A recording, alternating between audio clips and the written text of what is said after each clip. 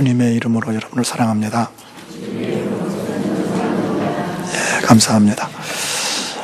지난 주간의 화두는 단연 이세돌 구단과 알파고의 바둑 대국이었습니다. 저도 바둑을 조금 두는 줄 알았는데 처음에는 모든 사람들이 아마 5대 0으로 이세돌 구단이 이길 것이다, 그렇게 예측을 했어요. 저도 그렇게 예측을 했습니다. 바둑은 한 1000년 이상 내려온 수입니다. 하루아침에 이루어진 것이 아니라 1000년 동안 내려온 바둑인데, 여러분도 아시는 것처럼 3번 대전에서 모두가 다 이세돌 구단이 여지없이 패했습니다. 그것을 해설하는 해설자가 그런 말을 해요. 마치 귀신에게 홀린 것 같다. 전혀 듣도 보다 못한 그런 수들이 나오니까 당혹스럽고, 또 그 이세돌 구단도 대단한 사람이거든요. 천재라고 그러는데 속수무책이었습니다. 근데 어찌 보면은 기계하고 싸우는데 어떻게 사람이 이기겠어요? 이긴다는 자체가 이상하죠. 컴퓨터 수백 대 연산으로 되어지는 그 게임인데요, 이길 수가 없죠. 예, 2번 남았는데 2번 어떻게 될지 모르겠습니다만은 쉽진 않죠. 그러나 여러분, 이 컴퓨터의 세계, 또 과학의 세계는 편리하고 또 빠르고 놀라운 것이 많이 있죠. 50년 전에 죽은 사람이 다시 살아난다고 하면은 우리들의 모습을 보고 놀라서 그냥 죽을 겁니다. 어떻게 이 현실을 받아들이겠습니까? 정말 많이 발전되었습니다. 그런데 여러분, 이 컴퓨터 기계에는 생명이 없어요. 생명이 없습니다. 석하 이모당 박사, 옛날 분이지만은 그분은 일찍이 교회에서 성장했습니다. 선교사의 도움으로 미국에 유학 갔고, 그는 열심히 공부해서 세계 사람들이 알아주는 그런 아주 석학이 되었습니다. 근데 그의 믿음이 뿌리내리질 못해가지고 주님을 떠나갔어요. 교회를 떠났습니다. 기독교를 버린 것입니다. 그런데 어느 날 그가 갑자기 탕자가 돌아옵니다. 성명을 내고 기독교로 돌아왔어요. 어떻게 해서 당신이 다시 교회로 돌아왔습니까? 그 이모당 박사의 말입니다. 세계 모든 종교를 살펴보았지만은 그곳에서는 생명이 없었습니다. 그러나 기독교에만 생명이 있고 진리가 있었습니다. 그래서 다시 돌아왔습니다. 여러분, 왜 천국이 귀합니까? 천국은 영생이 있어요. 세상의 생명은 유한한 생명입니다. 세상이 슬프고 힘든 것은 유한하기 때문에 그래요. 사랑하는 사람과 헤어질 수 있고, 우리도 언젠가는 다 떠나야 하는 유한한 존재입니다. 그러나 천국은 영생의 세계입니다. 영원한 세상이라는 것입니다. 영원히 생명을 누리는 곳입니다. 그래서 그곳을 보화라고 말합니다. 성경은 우리 인간이 좋아하는 보화라는 거예요. 무엇과 바꿀 수 없는, 내 모든 것을 다 팔아서도 아깝지 않은 그곳이 천국이다 말씀해 줍니다. 천국의 비유를 지금 이 밭에 씨 뿌리는 비유로 말씀을 나누고 있습니다. 길가와 같은 신앙. 이 길가와 같은 신앙은 천국을 듣지만은 천국을 다 도둑 맞는 사람, 마치 겨울과 같은 사람입니다. 삭풍이 몰아치는 겨울과 같은 사람. 주님 앞에 나왔지만은 아무런 감동도 없고 아무런 씨앗이 내려오지 않는 사람, 길가와 같은 사람들입니다. 두 번째, 돌짝밭. 이 돌밭은 어쩌면 봄과 같은 신앙이죠. 이파리도 있습니다. 이파리도 싱싱합니다. 열심도 있습니다. 신앙의 모습이 있습니다. 그러나 어떤 믿음 때문에 어려움을 당하면은 여지없이 쓰러지는 사람들, 그것은 뿌리를 내리지 않았다는 겁니다. 뿌리. 오늘 세 번째 말씀, 이 세 번째 말씀은 가시밭인데요. 이 가시밭의 특징은 뭐냐면은 돌짝밭도 어떤 환난을 당하면 넘어지는 똑같습니다. 넘어지는데 돌짝밭은 뿌리가 없어서 넘어지는 것이고 이 가시밭은 연글지 않았기 때문에 넘어지는 것입니다. 쭉정이기 때문에 날려가는 것입니다. 쭉정이는 결코 천국에 갈 수가 없다는 것입니다. 바람이 불면은 다 날려가는 것입니다. 우리는 이 구원의 길 너무 쉽게 알죠. 하나님이 세상을 이처럼 사랑하사 독생자를 주셨으니 이는 그를 믿는 자마다 멸망하지 않고 영생을 얻게 하심이라. 이건 어린아이들도 다 아는 말씀이죠. 그러니까 누구든지 천국 갈 수 있다는 거예요. 그러나 아무나 그런 것은 결코 아닙니다. 천국이 그렇게 호락호락 갈 수 있는 것이 아니라는 것입니다. 천국 가는 길은 길이 있고 그 길은 넓은 길이 아니라 좁은 길이라고 말씀해 주고 있습니다. 쭉정이는 결코 들어갈 수가 없습니다. 쭉정이 같은 사람 들어갈 수가 없어요. 우리 대한민국 입국 검사대도 상당히 철저한 보안 검색을 하죠. 그러나 얼마 전에도 뻥 뚫렸지 않습니까? 지금도 뚫릴 수 있죠. 세상에는 어떤 문이 있으면은요, 들어갈 길이 있습니다. 틈이 있습니다. 또 세상 사람이 말하는 요행수도 있습니다. 그런데 천국은 요행수가 없습니다. 설마 내가 천국 못 가겠는가? 그렇지 않습니다. 천국은요, 그렇게 아무나 갈 수 있는 것이 아니라는 것입니다. 왜 우리 교회가 이번에 세 개의 책을 소개하면서 아주 강매하다시피 지금 그렇게 읽게 합니까? 회심, 복음, 확신. 폴 워셔의 이 책은 제가 마지막 선물인지도 모릅니다. 제가 여러분에게 드릴 수 있는 정말 마지막 선물 같습니다. 강단에서 복음에 대해서 다 설명하기는 어렵습니다.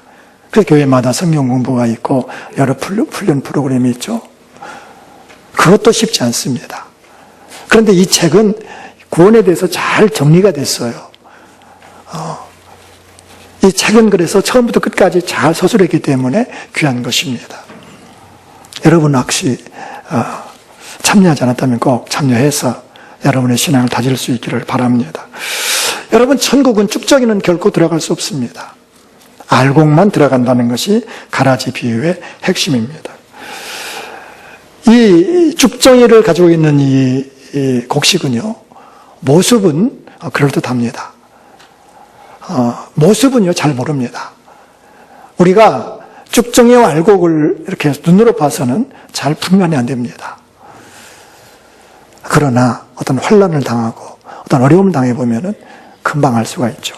그래서 마태복음 3장 12절에 손에 키를 들고 자기의 타작마당을 정하게 하사 알곡은 모아 곳간에 들이고 쭉정이는 꺼지지 않는 불에 태우시리라. 저도 키질을 잘 못하지만은 옛날 어머니가 할 때 옆에서 해봤습니다. 막 우리 어르신들 가운데 키질 잘하는 분들 계실 거예요. 높이 곡식을 띄워가지고 바람을 불게 해서 날려보내는 건데 쭉정이는 다 날아갑니다. 쭉정이는 곳간에 들어갈 수가 없습니다. 여러분, 천국은 알곡만 들어간다는 사실을 여러분 잊어서는 안 됩니다.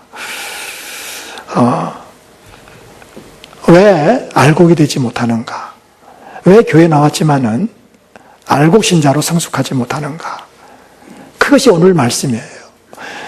오늘 그 천국에 들어가지 못하게 하는 알곡을 만들지 못하고 쭉정이로 살게 하는 것이 내 안에 세 가지 적이라는 것입니다.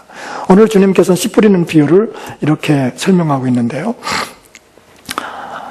세상의 염려와 재물의 유혹에 말씀이 막혀 결실하지 못하는 자요.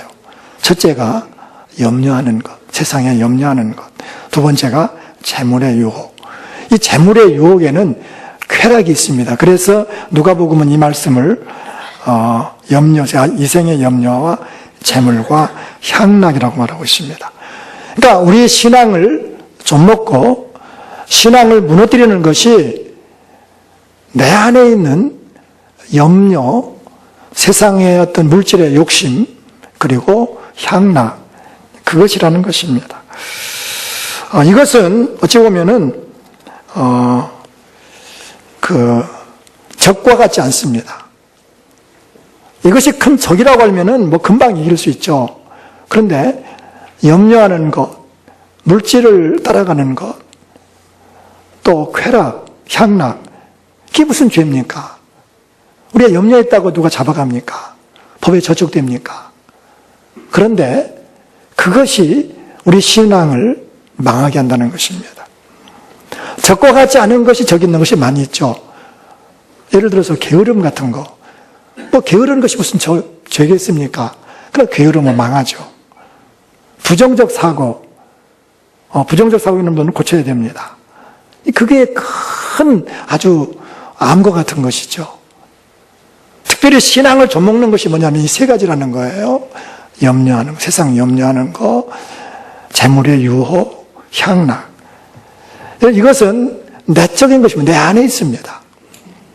물론 신앙에 밖에서 공격하는 것도 있어요. 신앙의 밖에도 있고 유혹하는 것도 있고 이단들도 있고 여러 가지 있지만은, 그러나 신앙은 내가 관리하는 거예요. 누구 때문에 넘어지는 것이 아닙니다. 누구 때문에 우리가 천국을 못 가는 것이 아닙니다. 내가 결정하고 내가 판단하고 내가 나를 주장하는 것입니다. 적은 내 안에 있다는 것입니다. 오늘 우리 시대는 이 세 가지가 지배하고 있습니다. 염려하는 것. 시사주간지 타임지가 심층 조사를 한번 한 적이 있는데, 무슨 조사를 했느냐면은 이 세상에는 두려움이 얼마나 많을까. 두려움.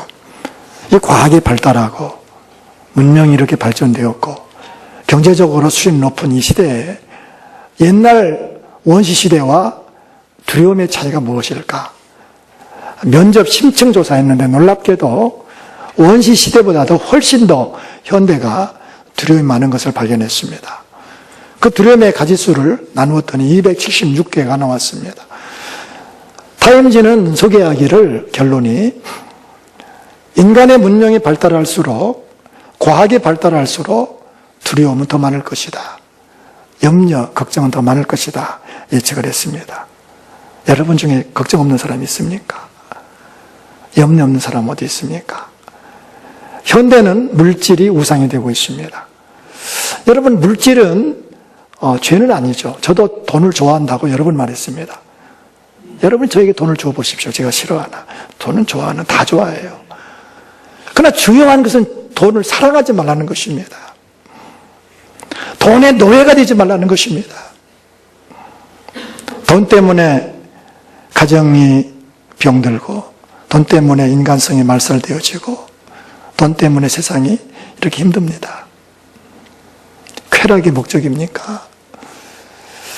마지막 말세의 특징은 쾌락 사랑하기를 하나님처럼 사랑한다고 했는데, 오늘 우리의 신앙을 좀먹고 무너뜨리는 것이 이 세 가지라는 것입니다. 특별히 돈. 어느 부인이 간경화로 마지막 임종을 가까웠습니다. 아내를 사랑하는 남편이 어떻게 아내를 위로할까? 위로할 길이 없어요. 근데 아내가 무엇을 좋아하느냐 하면은 돈을 좋아했어요. 그래서 마지막 가는 아내 머리맡에 큰 금고를 갖다 놨습니다. 그 금고를 활짝 열어놨어요. 그 금고 안에 돈을 가득 채워놨습니다. 5,000원권, 10,000원권, 50,000원권을 다발로 가득 채워놨습니다. 그걸 보고 마지막 위로를 받고 세상을 떠나라는 거예요. 그 아내가 돈 때문에 위로받았을까요? 돈 때문에 그 부인이 마지막 죽어가면 평안을 얻었을까요? 그렇지 않습니다. 우리 인간은 쏟고 사는 것입니다. 세상에 염려를 하면은 그것이 이루어집니까? 내가 돈을 따라가면은, 내가 돈에 대해서 욕심을 가지고 돈을 벌면 그것이 행복합니까? 쾌락을 따라 살면은 그것이 나를 행복하는 것입니까? 그렇지 않다는 것입니다. 염려, 돈, 그리고 쾌락이 왜 나쁘냐? 왜 나쁘냐면은 신앙을 그것이 접목이 때문에 그렇습니다. 믿음을 갖지 못하게 한다는 것입니다. 믿음을 저해하는 요소가 바로 이 세 가지라는 것입니다. 천국은 하나님을 신뢰함으로 가는 것입니다. 하나님을 신뢰함으로. 파스칼은 그런 얘기했어요. 인간은 세 종류가 있다. 하나님과 무관하게 사는 사람이 있고, 하나님을 탐구하는 사람이 있고, 하나님을 신뢰하는 사람이 있다. 그는 말하기를 하나님의 세상에서 살면서도 하나님을 알지 못하고 하나님과 무관하게 사는 사람들은 어리석은 사람들이다. 어리석은 사람이고요. 두 번째, 하나님께 와서 하나님께 나왔고 교회 안에 살고 성경을 읽고 그러면서도 하나님만을 탐구하는 사람은 불행한 사람이다. 불행한 사람이라고 했습니다. 하나님을 찾기만 해요. 믿음의 삶은 없는데 그냥 교회 생활만 하는 거예요. 이런 사람을 불행한 사람이다. 세 번째, 하나님을 신뢰하는 사람. 이 사람이 행복한 사람이다. 이 사람은 행복한 사람이다. 여러분, 믿음이 무엇입니까? 우리 개혁교회 전통에서는 믿음을 세 가지로 분류합니다. 제가 수없이 말씀드린 겁니다. 세 가지와 학교에서도 제일 많이 제가 강조하는 건 이것입니다. 믿음이란 뭐냐면은 지식을 갖는 거예요. 신앙적 지식. 예수님이 누군가? 십자가가 무엇인가? 성경이 무엇인가? 지식이 필요합니다.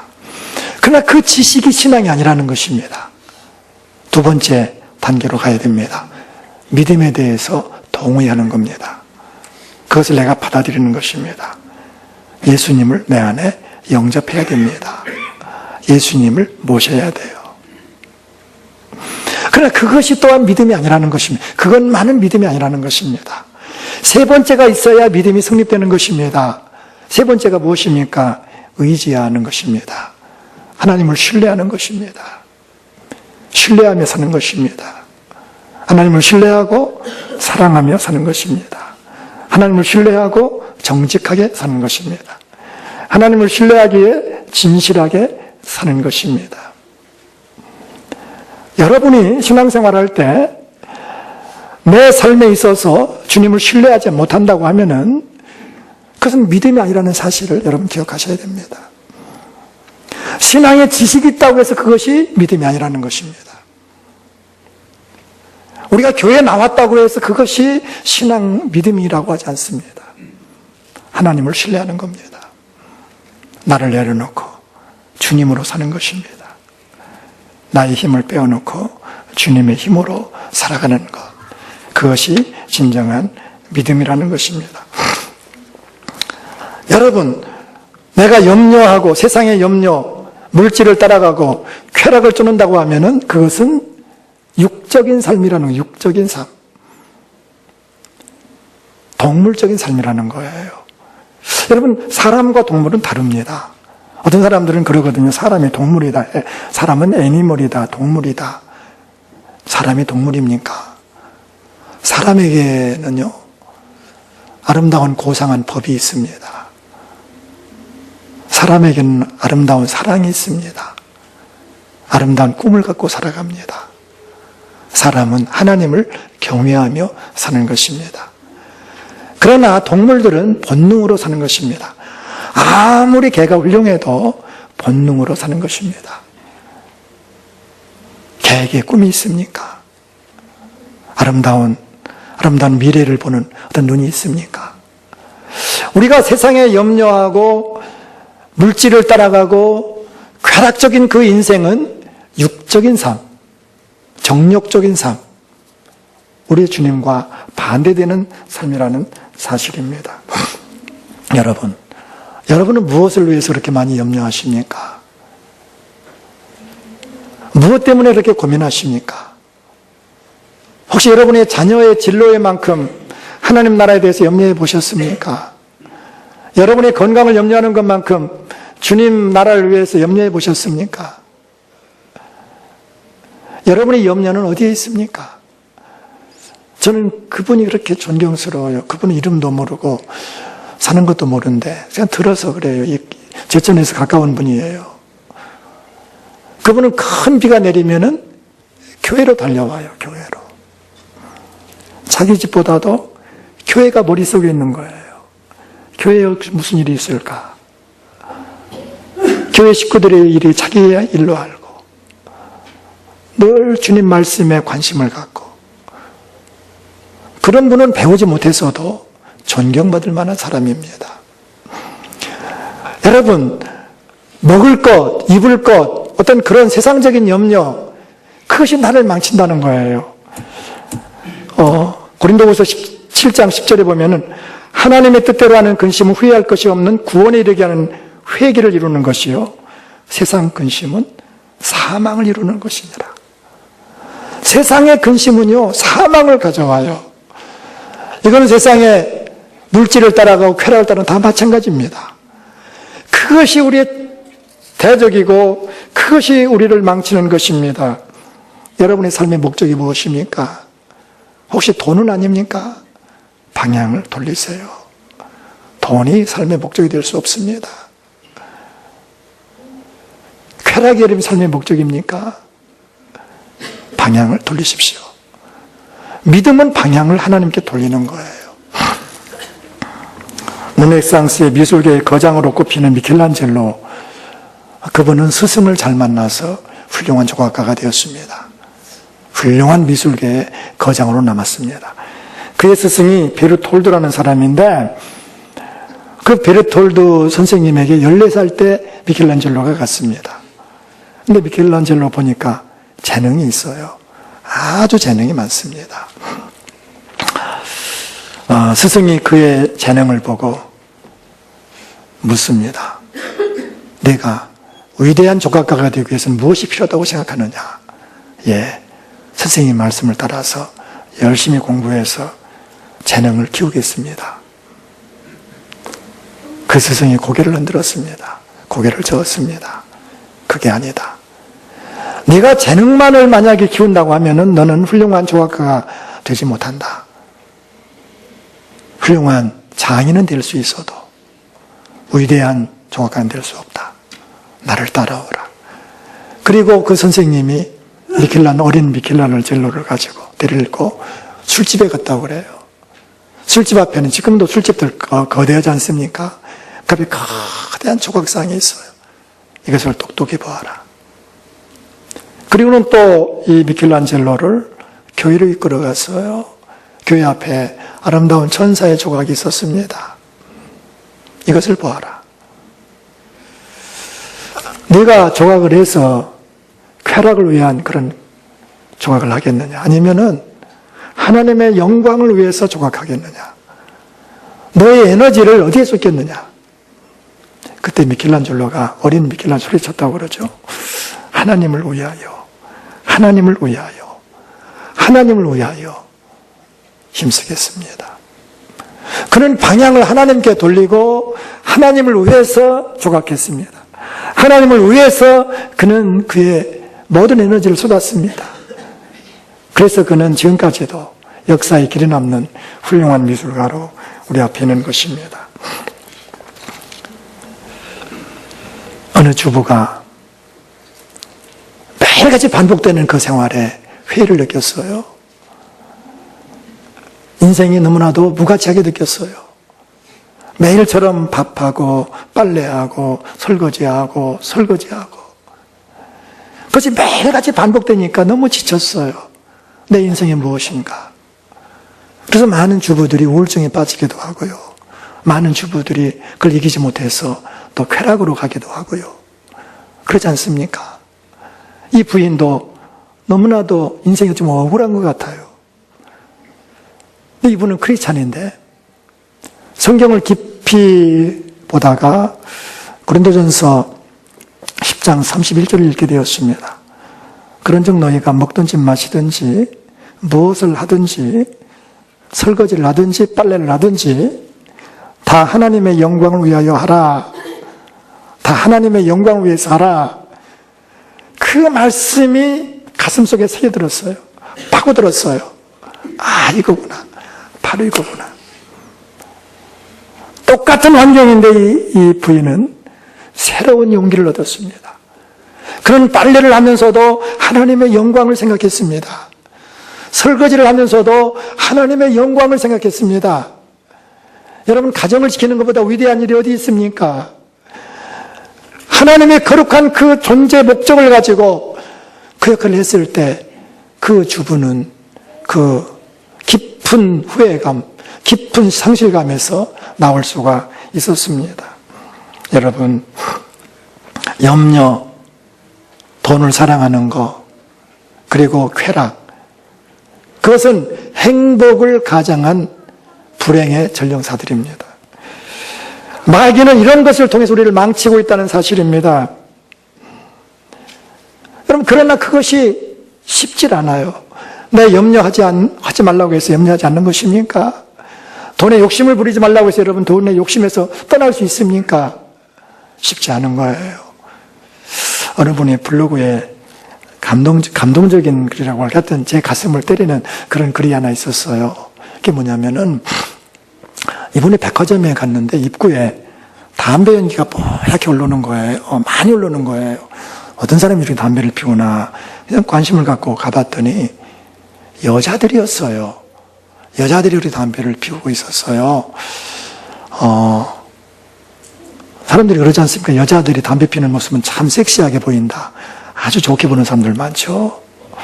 우리나라는 그래서 지금 여자 흡연가들이 늘어나고 있습니다.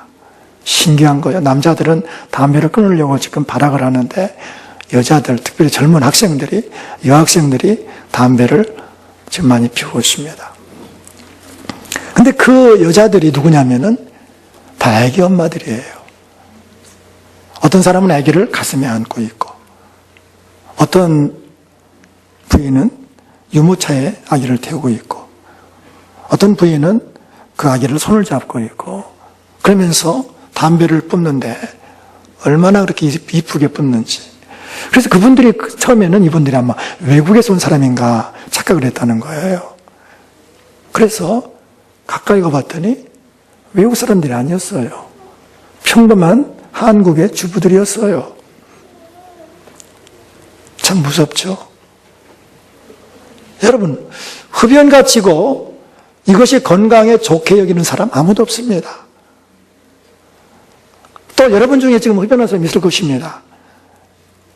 그러나 그것이 끝난 것이 쉽습니까?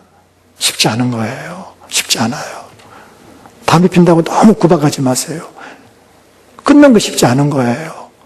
요즘에 광고에 무슨 광고가 나오냐면은 후두암 1mm 주세요. 폐암 하나 주세요. 뇌졸중 2갑 주세요. 여러분 아시죠? 담배 흡연 광고예요. 이 광고가 나왔을 때 인권단체에서 이거는 인권 모독이다. 인권 침해하는 것이다. 해서 많이 논란이 많았습니다. 근데 요즘도 계속 하고 있습니다. 지금도 하고 있어요. 아마 라디오나 텔레비전을 보시면은 여러분 계속 나오는 걸 볼 수 있을 겁니다. 그런데 여러분, 그런데 이런 광고를 듣고 흡연자들이 담배를 쉽게 끊을 수 있을까요? 그러니까 보통 사람 같으면 끊어요. 이게 뭡니까? 후두암 1mm 주세요. 폐암 하나 주세요. 아주 이게 직결된 거거든요. 그러나 끊지 못합니다. 쉽지 않습니다. 오늘 주님께서 우리에게 염려하지 말라. 세상의 돈 따라가지 말아라. 쾌락 인생 살지 말라. 오늘만 말씀하셨겠습니까? 수없이 말씀 들었습니다. 그러나 그 염려를 끊지 못하고 있습니다. 세상의 욕심을 끊지 못하고 있습니다. 세상의 쾌락을 끊지 못하고 있습니다. 쉽지 않습니다. 문제는 돌아서야 됩니다. 문제는 내 의지만 가지고 된다는 것은 아니라는 것입니다. 나를 도와주시는 성령님이 내 안에 계시다는 것입니다. 여러분이 그래도 주님을 부를 수 있다고 하면은, 여러분이 정말 예수 그리스도를 믿고 조그만 믿음이지만은 믿음이 있다고 하면은 여러분 안에는 성령님이 함께 하시는 것입니다. 그 성령님께서 우리를 도와주기를 원하시는 것입니다. 그 성령님께서 우리에게 천국의 길을 걸어갈 수 있도록 힘을 주시고 용기를 주시고 능력 주시기를 원하신다는 것입니다. 여러분 염려하는 그런 인생을 살고 있습니까? 돈의 목적인 그런 삶을 살고 있습니까? 쾌락을 떠나 사십니까? 방향을 바꾸십시오. 주님께로 돌아서서 주님께 기도하십시오. 무릎 꿇어 기도하십시오. 성령님이 도와주셔서 내 인생을 갉아먹는, 내 신앙을 쭉정이로 만드는 이것에서 돌아설 수 있도록 도와주세요. 주님께서 말씀하셨습니다. 구하라. 그리하면 너에게 주실 것이요. 찾으라. 그리하면 찾아낼 것이요. 문을 두드리라. 그리하면 너에게 열릴 것이니. 주님이 도와주시겠다는 거예요. 주님께 구하라는 거예요. 여러분 이 길이 귀한 길로 알다고 하면은 우리는 주님 앞에 구해서 내 염려하는 인생 돌려야 됩니다. 바꿔야 됩니다. 돈을 따라가는 인생, 성공을 따라가는 인생 바꿔야 됩니다. 쾌락에 내 인생을 목적을 거는 사람들 바꿔야 됩니다. 주님 도와주세요. 나에게 다시 정결한 마음 주시고 정직한 심령을 회복시켜 주셔서 구원의 기쁨을 가지고 살게 해 주십시오. 요한복음 14장 14절 외우기도 좋습니다. 내 이름으로 무엇이든 내게 구하면 내가 행하리라. 주님이 도와주겠다는 거예요. 저는 우리 소망교회 성도들에게 정말 간곡하게 눈물로 정말 호소합니다. 여기까지 미의림지에는 이곳까지 올라오신 여러분 한 분이라도 버림받고 쭉정이 같은 그런 신앙으로 마지막 후회하는 사람 없기를 정말 축복합니다. 모두가 다 알고 신자가 되어서 그 천국에서 영생 복락을 누리고 여러분의 신앙이 견고해져서 여러분 가정의 신앙이 대대로 이어져 가고 여러분의 신앙이 어떤 환난에서도 견고하게 설 수 있는 그런 성숙한 신자들이 되기를 축복합니다. 정말로 축복합니다. 오늘 주님이 우리에게 밭의 비유를 말씀하는 이유가 무엇입니까? 우리는 길가와 같은 신자가 될 수 있습니다. 우리는 돌짝밭과 같은 신자가 될 수 있습니다. 우리는 가시밭과 같은 신자가 될 수 있습니다. 옥토와 같지 않으면 천국에는 갈 수 없다는 거예요. 그러므로 믿음이 무엇입니까? 믿음은 주님을 향하여 방향을 바꾸는 것입니다. 여러분의 방향이 주님께로 바꾸어지기를 축복합니다. 돌아서면 천국이요, 돌아서면 지옥입니다. 돌아서면 되는 것입니다. 우리 한번 조용히 한번 같이 기도하기를 원합니다. 여러분은 지금 어디를 향해서 걸어가고 있습니까? 여러분은 세상에 염려를 가지고 걱정거리를 가지고 걱정을 만들어서 살고 있지는 않습니까? 하나님 나라를 위한 걱정은 하나도 없고 세상 걱정에 사로잡혀 살지는 않습니까? 인생의 목적을 성공에 두고 있지는 않습니까? 돈에 두고 있지는 않습니까? 쾌락에 두고 있지는 않습니까? 그것을 이겨야 알고 신자가 될 수 있습니다. 성령님 도와주세요. 제가 주님께로 돌아섭니다. 이 모든 것을 다 끊어버리고 이제는 천국을 향한 천국의 사람이 될 수 있도록 도와주세요. 다 같이 통성으로 기도하겠습니다.